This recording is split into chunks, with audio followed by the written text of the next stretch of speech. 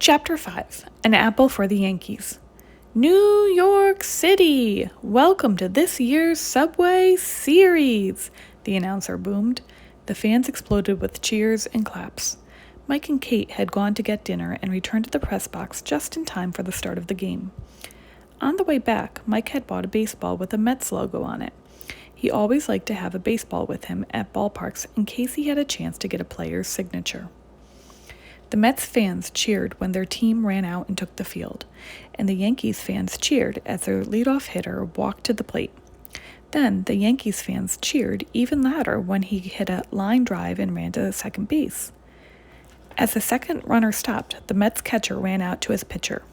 They covered their mouths with their gloves and talked for a few minutes before the catcher ran back to home plate.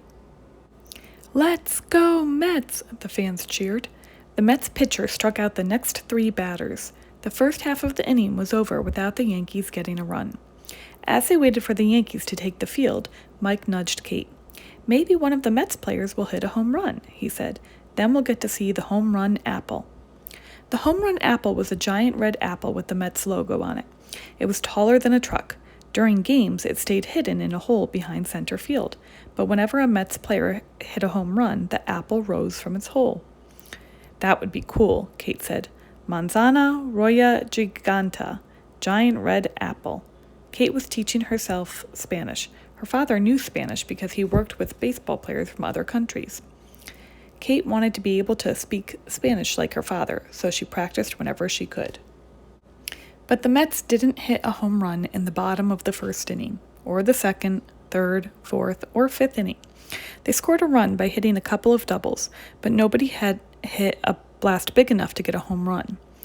By the bottom of the 6th inning, the Mets were ahead by 2, but the fans still wanted a home run. During the game, Mike and Kate kept an eye on Milo.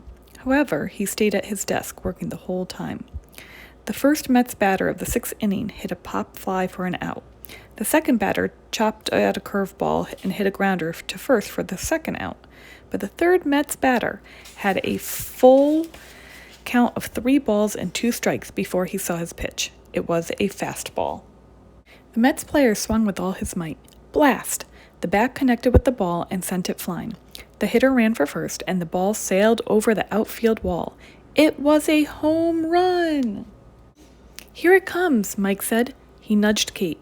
Mike and Kate watched as the top of the apple appeared from behind the center field wall. But as the apple came out, one of the reporters in the room called out, "Oh no!" Others crowded to the windows to watch. Mike's and Kate's jaws dropped open. "That doesn't look like the home run apple I've seen on TV." Instead of the regular bright red apple with the Mets logo, the apple that rose from the hole behind center field was very different. It was painted white with dark blue pinstripes and ran top to bottom all around the apple, and there was a giant Yankees logo on the front. "Someone's pulling a prank on the Mets," Mike said. A chorus of boos went up from the Mets fans in the audience, and cheers rose from the Yankees fans. The players milled around on the field while the umpires tried to figure out what to do.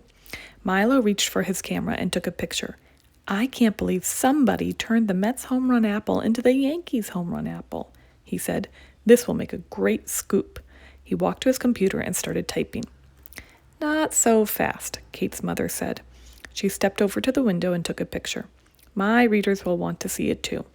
She tapped on her phone for a moment. "There," she said. "I just sent it to my editor at America Today to publish." Mike and Kate stared out the window at the giant pinstriped apple. A few people on the Mets grounds crew were walking over to it from the infield. Most fans were just staring at the strange sight. "Can I borrow your binoculars?" Mike asked a nearby reporter. "I want to get a better look." Up close, Mike could see that the logo on the front of the apple was just a sheet painted with the words Yankees. He twirled the dial on the binoculars to zoom out a little bit to see the fans. "That's strange," Mike said. He nudged Kate. "Use these to look over there." He handed her the binoculars. At the bottom of the stands, just to the right of the home run apple. "Do you see that man looking at the apple and talking on a walkie-talkie?" Kate held the binoculars up to her eyes and scanned the seats near the apple. "Yes," she said, "but it can't be." "It is," Mike said. "He's wearing a Mets jersey and a Yankees cap."